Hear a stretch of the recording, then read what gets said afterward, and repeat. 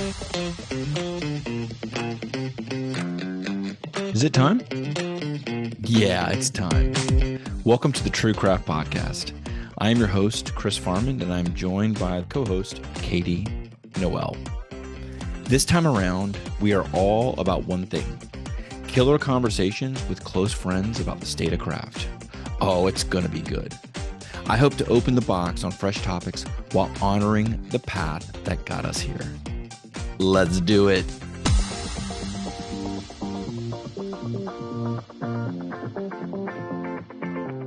Yes, we are back for another episode of the True Craft Podcast. Today I'm riding solo. The one and only Katie Noel is on vacay and asked me to take this one solo, and I think I can do it. I think it's going to be okay because we have an amazing guest, I think is also an amazing topic, which I'll introduce in a second. But first, let me introduce to you the co-founder. Co-founder's okay? Founder? Yeah, that's good. Co-founder? I'm not big into titles, but that one works. Of Single Speed Brewing out of Iowa, Dave Morgan. Welcome to the show, Dave. Yeah, happy to be here. I love listening, and I have the opportunity to jump on here and share a little bit of what I might know, and it's exciting to talk through. And I always enjoy talking to you anyway, you and your team. So Thanks. This is just a chance to record one of them. So here we go, man. Before we get started, fun fact: my wife went to school in the Quad Cities at the one and only Augustana. Okay. And I've spent more time in that corner of the state, your state, and Illinois, than I care to admit. But what an interesting area, right? What an interesting area as you drive through the four cities. Big Yeah, the Quad demographic Cities. change. Yeah, we love that part. We love all of Iowa. We love that part of Iowa. We don't get there. It's a couple-hour drive for us, so we're not there on the daily or on the weekly basis. But we do get down there occasionally. We've got some friends there. We'll travel that direction for youth sports. I enjoy that part of the state. A lot of good food and beer over there. And then, across the border, we don't get into Illinois nearly as much. We typically stay on the Davenport, Bettendorf side. Yeah. Nothing against Illinois. That's just where we don't usually cross it all that often. But yeah, good area. My wife's got a ton of family in Davenport. You would not believe it. And okay. It's a cool community. It's a really cool community. Sprawling cornfields and really nice houses, neighborhoods. I mean, just the heart of the Midwest, nice people, right? Yep. It's a good area. So that's funny. It's funny. I remember it's been a while since I visited, but we do get back there from time to time. And while I was courting her pre-marriage, I was there a lot. I was there more than I want to admit. Well, I mean, and it's better sometimes a year than others. That's how the Midwest rolls, right? The spring, summer, fall are beautiful. Winter this year hasn't been awful, except for like that 2-week spell we had in January where we just got hit with snow and then bitter cold. But this winter's actually been okay. But yeah, spring, summer, fall up here, man, it's great to be around. You get into football season and you start to get that crispness and the humidity starts to go away, and that's when you want to come visit, whether you're courting somebody in the Quad Cities or just coming up to hang out. That's when you want to visit, in my opinion. I agree. Okay, so the super duper cool topic we're talking about today is a concept that you and another brewery have started called the Parallel Brewery Collective.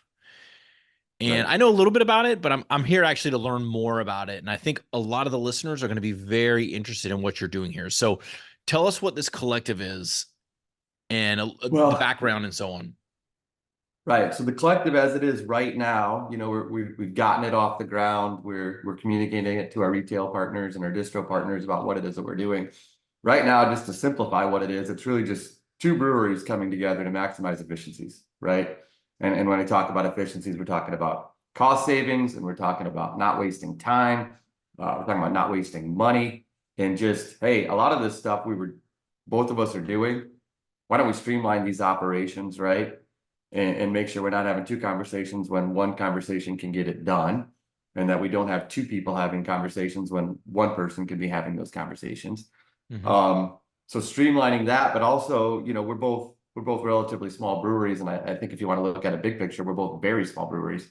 Combining our resources there and giving us some level of buying power. we're about the same size, so doubling our buying power. And when you're small, if you can double your buying power, what we realized is it can be substantial savings, if you want to try to compete. And we both do try to compete at retail, on the grocery shelf, and we have for a few years. That's hard with almost no buying power, right? But if you go from small and you combine and you double it, it makes a difference quick. So that's kind of what it is. What it is right now. It's really just two breweries working together to maximize efficiencies. Who thought of it? Who came up with this concept? Yeah, that's an awesome question. We've been so Aaron Vargas, the back pocket, he's been up here running that brewery for a handful of years now. We've become good friends. So not uncommon to the industry, right? When you've got friends in the industry, you're talking to each other, you're like, hey man, what about this? Hey, I saw you did this. That was super cool. Social media makes me believe it worked. Did it work? How's it working? Where did you come up with that idea? So we've been having those discussions for years about, hey, what about this? What about that? Then in the last year, we've started to talk to each other about, hey man, digitally printed cans.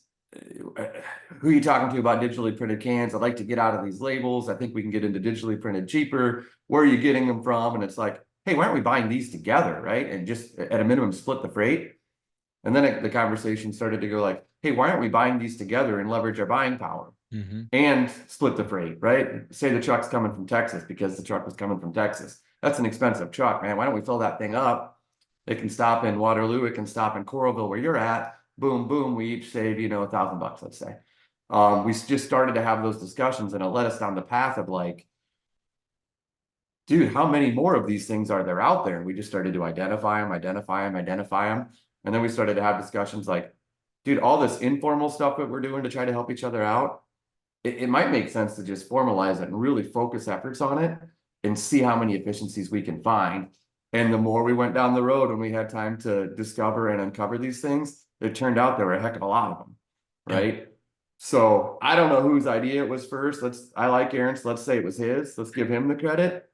But we've been talking about it and doing these small things together, over time for so long now that it's tough to trace back to where the actual root of the idea came from. And when you say a lot of these things, you mean uncovering savings, uncovering efficiencies. Yeah. Yeah. If you can just sync up even when you're ordering things, cardboard's one, right? You put your 12 pack, you put Yeah. 12 cans and you put it in a piece of cardboard, right? And then you put two of them on another piece of cardboard, and then you sell them to a distributor in our case, and then that distributor sells them to someone else. And it's like, well, what if you were buying twice as much cardboard? Yeah, I mean, we all know how that works, right? Right. Just syncing the orders up, and you just start to uncover more and more of those pieces over time, and all of a sudden the cost savings really start to pile up, and Right. you're like, man, we can be much more competitive here if we put something like this together and formalize it and really focus effort on continuing to uncover them, right? Which really isn't difficult to do. It almost got to the point where I was like, hey, I need to buy something. Hey, I wonder if Aaron needs to buy same something, right? Sure. Sure. Write it down, put a little note on your computer. Turns out, yeah, they're buying that in about 40 days. Turns out if we talk to that same person at the same time and project out 6 months worth of orders, hey, that price changes, right? Yeah. Things like that we just continued to uncover through Yeah. discussions. Yeah. I think this is great. I think this is amazing and where it needs to go. I always refer back to the first episode of the relaunch, or the first or second episode when we spoke to Zach Koga from Carbon 4, and he goes, Yeah. Chris, That's a good one. yeah, 20 canning line, 20 breweries, 20 canning lines. That's not the way manufacturing is supposed to work, right? Mm-hmm. Manufacturing is supposed to work that one or two people produce the heck out of it. They do the best job, and everyone else's job is just to make the consumer relate to the brand. And that just burned in my brain so well. But I think that what you're doing is certainly a step in the right direction for uncovering and maximizing those efficiencies, especially in a time like we are now, right? Every $1,000 helps right now. Yep. Yeah. Yep. Yeah, that Carbon 4 episode was a great one. It actually inspired me to reach out to him, not to the point that I did, but I wanted to because it's such an interesting listen. And that thing that you're talking about is like, this isn't how it's supposed to work. 20 breweries, 20. That's not how the rest of the manufacturing world works. So that's what you're saying, right? And Right. that's how craft beer works currently. And I'm not saying it's not going to continue to work that way to some level, right? But that is not how the rest of the world works, whether it's laundry detergent Sure. soda or whatever it Or is, right? Windows, It's whatever. Yeah. all of it. Yeah. Copac. Yeah. I encourage you, side tangent. I encourage you to reach out to Zach or his brother Ryan. They're a wealth of knowledge, and they'd be super happy to talk to you. This kind of goes along with what I've been talking about lately around breweries sharing occupancy, right? Could you see this moving into an area where someone's lease is up, and all of a sudden the two brands come together, and there's more collaboration, or are you just strictly looking at this as a buying unit entity? Well, I mean, considering the two breweries that are currently involved in this collective, right now there's no occupancy share that seems to make sense for both of us. Okay. We're both operating just a little bit below our occupancy in terms of production capacity. Um, so neither one of us is really looking for extra production. We hope to change that, Chris, right? We hope that through maximizing these efficiencies, and we can talk about the sales side of this, as this conversation progresses, but like our vision is growth, right? Our vision is growth by maximizing resources, maximizing knowledge, and making sure that we're super efficient and that we can grow brands within each brewer's portfolio to the point that we're experiencing growth. And then hopefully we're having that discussion to being like, hey man, Single Speed, as we entered this agreement in 2024, was at about 70% capacity on their brew house and their cellar. They're at 95 now. You're at, say you were at 60, their brewery's a little bit bigger than ours. You've gotten up to like 75. I'm wondering if we need to kick you one of our brands. Do you have time to throw that in your 60 barrel tanks for us and knock a couple out a month and then free us up to do, our other brands and maybe keep those experimentals rolling? I think that is something that if we have success and we're going to work hard to have success, that we'll talk about as we get down the road. But for the two breweries that are involved currently, not necessarily needed. Got it. Something that we understand, and who knows, if another partner comes on board or we find another strategic partner in the backside of this year or early next year, maybe that's something they need right away. And maybe that's a reason that that they reached out to us, so we reached out to them and it might work. And then sharing that capacity, that occupancy is something we'd certainly be open to. There's no reason for extra occupancy to go unused, right? Right. And if there's a way that can generate revenue enough that it's actually profitable revenue, then yeah, something that we're definitely open to. Got it. Awesome. Let's pivot to the sales tide, because I'm super intrigued on how you're collaborating on the sales. And when we say sales, we're talking about wholesale sales, correct? Right. Yep. Yeah. Wholesale. We both have this is one of the reasons where it's like, holy cow, this one makes sense. We use the exact same distribution network. We're talking to the same people. Their guys picking up the phone, the distributor's picking up the phone, hanging up the phone, picking up the phone, hanging up the phone. And he just talked to both of us, right? Hour and 20 minutes gone. Well, let's make that a 40-minute call, right? And get Yeah. both of them. But yeah, we're talking wholesale and yeah, we use the exact same distribution network. Aaron, and you're talking about the Quad Cities. Back Pocket actually sneaks into Illinois a little bit, just on the other side of the Quad Cities. Mm-hmm. So that's the only real difference in territory that we have. But in the state of Iowa, which we're river to river in the state of Iowa, and so are they, plus they go over the border a little bit, we have all the same partners, all the same contacts, all the same sales reps, all the same team leads. I mean, all the way down. We're talking to the exact same people. That's awesome. That's awesome. So describe a little bit more of what this shared sales team looks like, and have you put a dollar cost savings to it yet, or are you Yeah. working on that? Yeah, so the way that it was running, I'll speak a little bit for Aaron. The way that it was running is Aaron had a central Western Iowa rep and an Eastern Iowa rep. We had a central and Western Iowa rep and an Eastern Iowa rep. So one's rep in Single Speed, one's rep in Back Pocket. They're both going through the same wholesaler distribution network. And then we had a guy on our team by the name of Nick Bandy that was leading our tool reps. Aaron was leading his for the most part. What we elected to do, since the guy we have leading our team is super qualified, he came from the distribution side, so he's been with our team for 4 years. But before that, he led the craft beer division for 7G Distributing, which is one of the biggest beer distributors in the state of Iowa.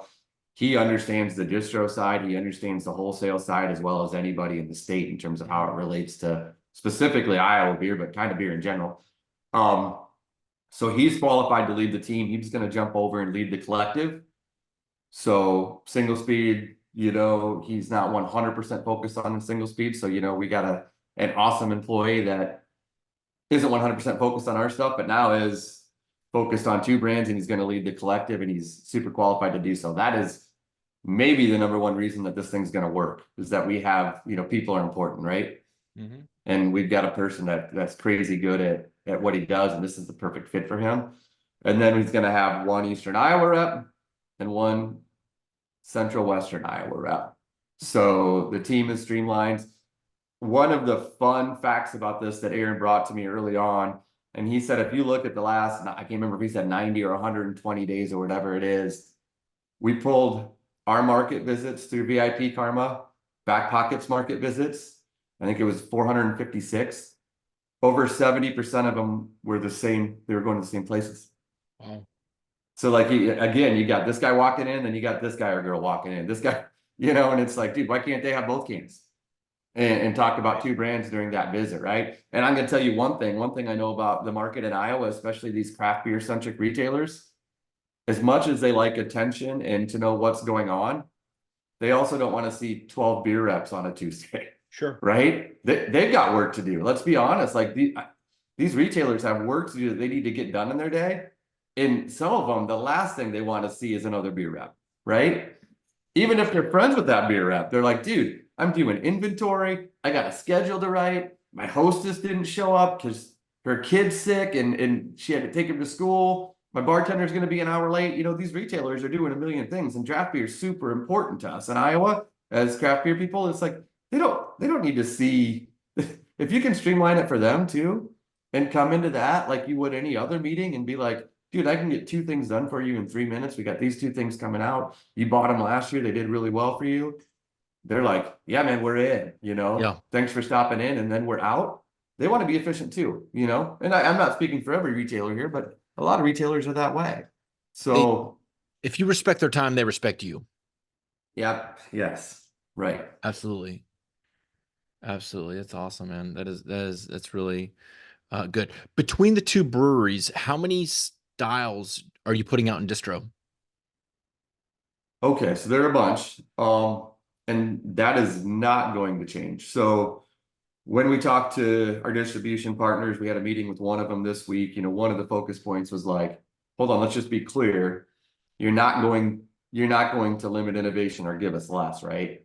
Because they don't really want that. I mean, they're still picking brands up in the state, right? They're still grabbing So they're brands that are growing. trying to grow. Yeah, distribution partners are still, I mean, not like it was in the heyday, Yeah. but we've had some really good brands come into our state over the last 12 to 18 months that weren't here before. The ones that come top of mind are Revolution out of Chicago. Yep. They didn't have trouble finding distribution. Three Floyds Yep. came in state. They didn't have, I mean, whether they can get retailer buy-in and what like that, but they're still coming to the state. So Right. our distributors don't want less. They don't want less because they know that the products are moving, right? And from our two brands, that's the case. So there's still a huge limited release calendar for both. Now we're going to be strategic about, we're not going to both drop a pineapple cherry sour on the second Tuesday in February, right? That'd be kind of silly. So you're going to have to navigate the release calendars and figure out whose sours drop when, what do they look like, and that's, we can navigate that. But one thing we will do is we'll focus. Yeah. So we'll push on things as appropriate. This relationship works pretty well because the things that Back Pocket wants to push on this year are a little bit different than the things that we want to push on this year. Now they've got a great beer called Gold Coin. It's a Munich Helles. We've got a great beer called Gable. It's a Munich Helles. We're not going to go into this partnership and say, hey man, we got to grow both of these Helles, right? that'd be silly. So there are some concessions that are being made, but gold coin wasn't going to be their focus in 2024 anyway. So it makes sense. If we sat down and because we have a stout that's really does well for us too. If we sat down at the brewery and they said, hey, we really want to focus on our stout and our Hellas in 2024. Probably not a great fit for the collective, right? Right. We're probably done with the discussion because that's what we need to sell. Now that wouldn't work. Yep. But yeah, strategic portfolio management is key, and it happened that our strategies for 2024 kind of aligned, and there wasn't a whole lot of overlap or direct competition, stylistically speaking. So one of the reasons that we're confident we can make this work from sales side in 24. Referencing the episode with Zach again, we talked about the egos in the brewing industry, and it feels to me like you and it's Aaron, right? Aaron, Yeah, you guys have really placed the egos at your side and said, what do we need to do? What's best for the business to move it forward? To right. build a business that can withstand the test of time, be here for 10, 20 years, whatever we want. And I think that in itself is gonna lead to some major wins. Yeah, there's really Sturgill Simpson's got a good quote about it. I don't know if you listen to any Sturgill, but he's a musician. He's fantastic. He's got a quote about leaving the ego at the door or whatever, Yeah. right? I've thought about actually putting it on the office door before, but luckily with the team that I've got right now, it's unnecessary because they don't bring any in. But yeah, it's crazy important. As the older I get, the more important I realize that is in almost every aspect of your life, right? You should probably check that, Yep. right? If you really want to be successful. And that doesn't mean don't be confident, right? You need to be confident in yourself and you have to have belief and you have to want to move forward, but that's different than ego. Right. Um, gotta lose the ego if you got it, if you really want to move forward. So yeah, and Aaron has never struck me as a dude that carries any of that with him. He's confident, he's smart, he wants to work with people to find solutions and move forward, but ego not a thing. And I would agree. Yeah, if we got a brewery, and there are those out there, right? There are breweries out there that are there's some famous ones that we don't need to name names that have had ego and had a ton of success even with the ego. The time's probably passed. Um, and yeah, Oh, buddy. we will be aligning ourselves with people. It's just like we do in when we're looking for distributors or retail partners, we're trying to work with people that we want to work with. And if they're carrying big egos with them, they probably don't check that box for us. Right. Right. That's what's so interesting about today in craft beer is unicorns, hype breweries, regular corner breweries, first to market. It's all a level playing field. Yeah. It's a level playing field. No one's lining up for can releases anymore. No one is trading your beer for crazy multiples. No, it's all a level playing field. So we go back to blocking and tackling, like the OG blocking and tackling a business. Hmm. I feel a bit sympathy for the breweries, how fast everyone had to grow up in the past decade, right? How you were either first to market and protecting that position, or you came into market and you were chasing that. You're chasing that position from day one. There was no time to kind of get comfortable in the digs and learn the business, try something, screw it up. I mean, there was a little bit of that in 2012 to 2014, but really when 2014 hit, man, it was fire up until about last year. And so I think we're at a point now where the egos have been knocked off, and some people don't want to admit it. Some people are still fighting it, but the egos have been knocked off, and right now it's just customer experience. It's blocking, tackling, just original. How do you run a business? How do you run a brewery? Would you agree with that? I would completely. It's just taking a real look at everything and being like, how can you do this better? How can you do this more effectively? How can you do, I talked to my team about it. It's like, how can we do more with less? And that doesn't necessarily mean everybody has to work harder or put in more hours, right? It's just Right. like, how do we get smarter about what we do? And this collective is probably example number one of like, oh boy, there's a bunch here that we can get smarter about what we do and not waste anybody's time and not waste our team's time and be able to actually get more done with less. That's our mission in 2024. I'm sure It's going to be our mission in 2025 as well. And this is just a step in that direction. And when I brought it to the team, we talked to the brewery team about it, because it doesn't necessarily modify their day-to-day, right? Their points of contact are still the same. Their production schedule is still the same. They're talking to the same people. All of that's going on, but like, they should know what's going on and why we're doing it. And we talked to them about it, and they're all just looking at me and they're like, yeah, this makes a ton of sense. It's a great idea. Question here, question there, blah, blah, blah. And then as we were wrapping up the meeting, they were like, okay, so how does this affect us? And I'm like, short term, it doesn't really. Long term, probably doesn't really either. They're like, sweet. Yeah. Great. Mhm. It's going to work for the brewery, and it's going to allow us to, to be profitable, and then chase some growth, but in an effective manner, hopefully. Yeah, we're all in, and just let us know, and Yeah. it's great to hear that from the team. That's an interesting perspective from the team. What's been the wholesalers' reaction? Wholesalers' reaction has been good. The first thing, they're like, hold on, what? Right? Because they've been dealing with back pocket for a while and the same points of contact. They've been dealing with single speed for a while and the same points of contact. They're like, hold on, what? Yep. And then they text you, or you jump on a call with them, and they're like, okay, yep, okay, yep, okay, yep. This all makes sense. And then we had a meeting with one set of them this week, and we were talking to them, and then our guy Nick was explaining it to them and how it impacts them. And you could just see in their eyes, they're just like, boy, this is awesome. This is awesome. One point of contact for new products, for pricing. They're just starting to, he's pitching it to them, and because he was on the distributor side, like I mentioned, right? He's Mhm. pitching it to them and explaining to them how this makes their days and weeks easier. And they're just listening, and they're like, yeah, you're right on all this. This is better for us. This is better for us. We as an organization have always prided ourselves on being super communicative with them, super organized with them, telling them what they need, when they need to know it, and like working with them effectively. So Sure. they already, at least from what they tell us, value the way that we communicate them and that we're efficient. So if we can bring that and even make it better by adding another brewery and still having this efficient communication channel for them and make their jobs easier, who isn't going to love that? Right. Right.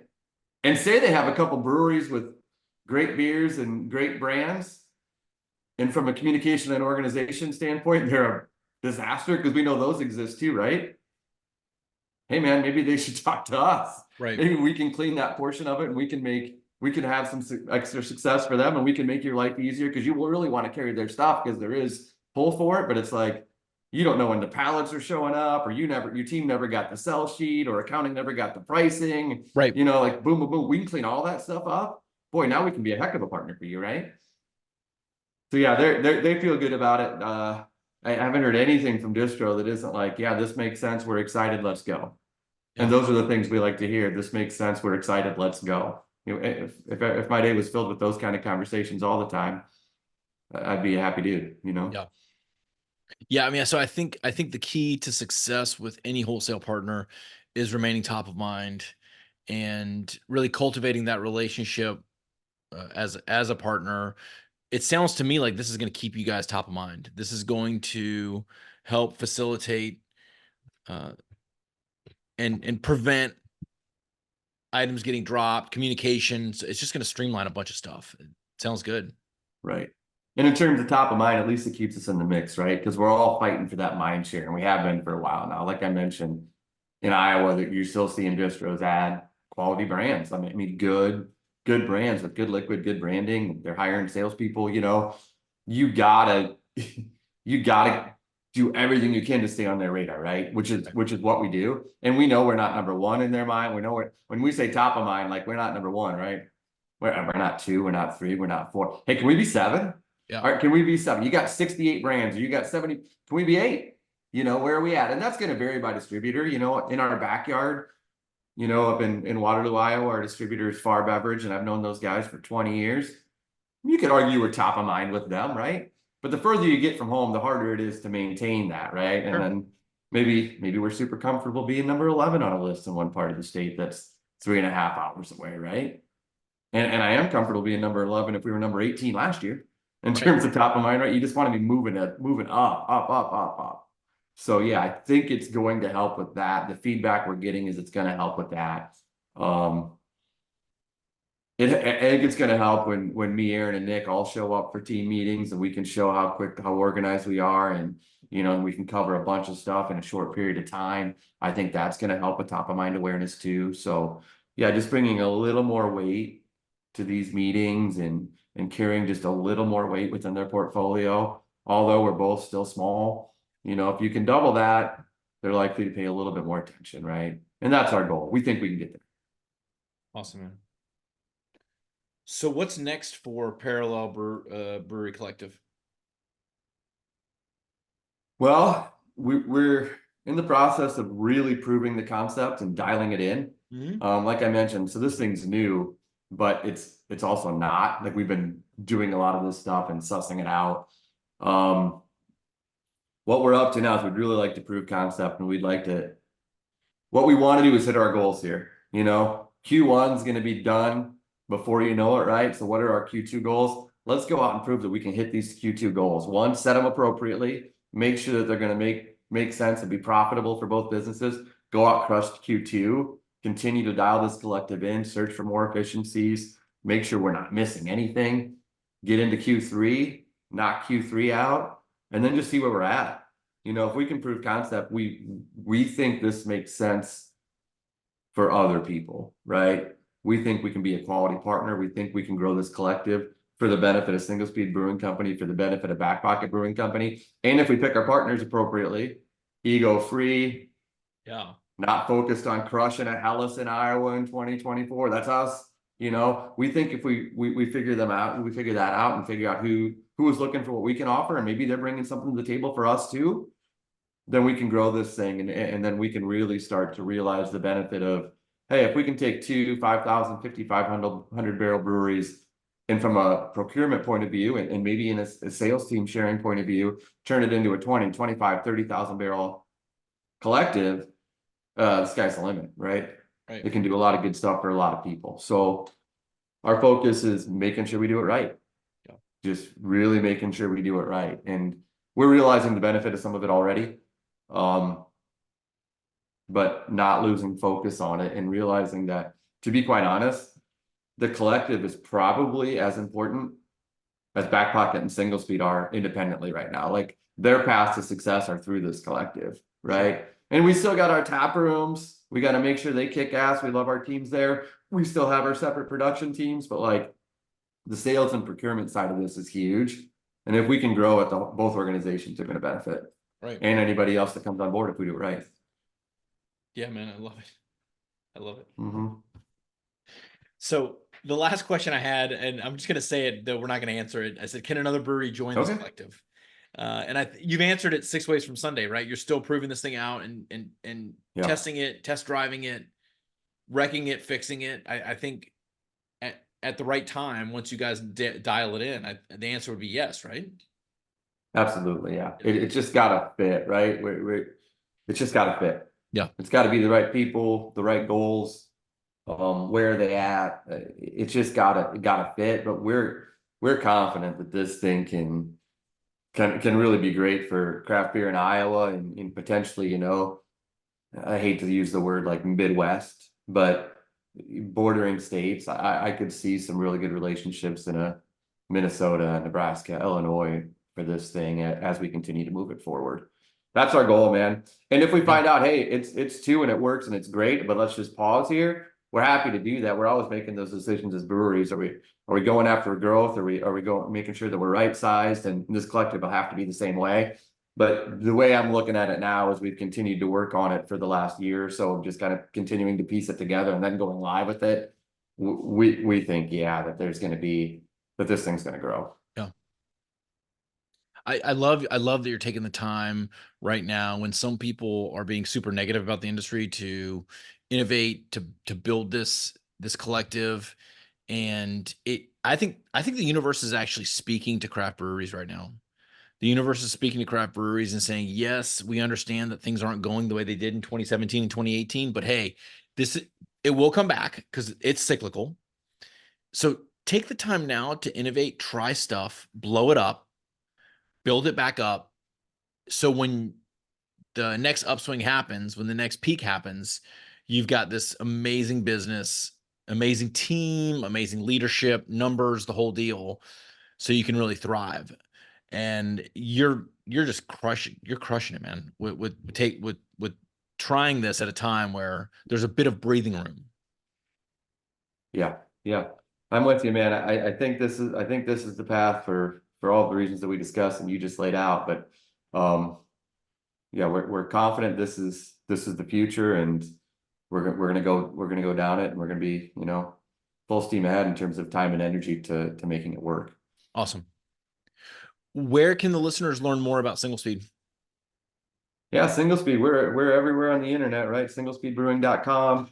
We love Instagram. We've been playing around in X a little bit again now. I finally stopped calling it Twitter Yeah. because my team corrects me every time I say Twitter, but we're playing in X a little bit now. You can find our stuff on there. But yeah, singlespeedbrewing.com is the best spot to land, and then you can kind of peruse from there. Okay. And if someone has a specific question for you, what's the best way to reach you? Yeah, I'd love to hear from people, man. I love conversations, especially about the industry. So Dave at singlespeedbrewing.com. Okay. Emails are great.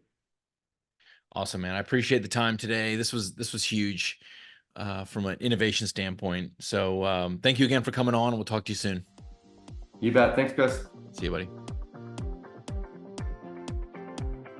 Thank you for listening to this episode of the True Craft Podcast. If you like what you heard, please subscribe to the show on your favorite podcast player. And if you are just dying to know what Chris and I look like, you can head over to YouTube for a video recording of the show. Links to cool information about our guests and other fun facts can be found in the show notes. This podcast is sponsored by Small Batch Standard, the premier financial agency built to serve the craft brewing industry. We helped craft breweries grow profits through outsourced accounting, tax compliance, and growth consulting. Visit sbstandard.com today to learn more and request a discovery call.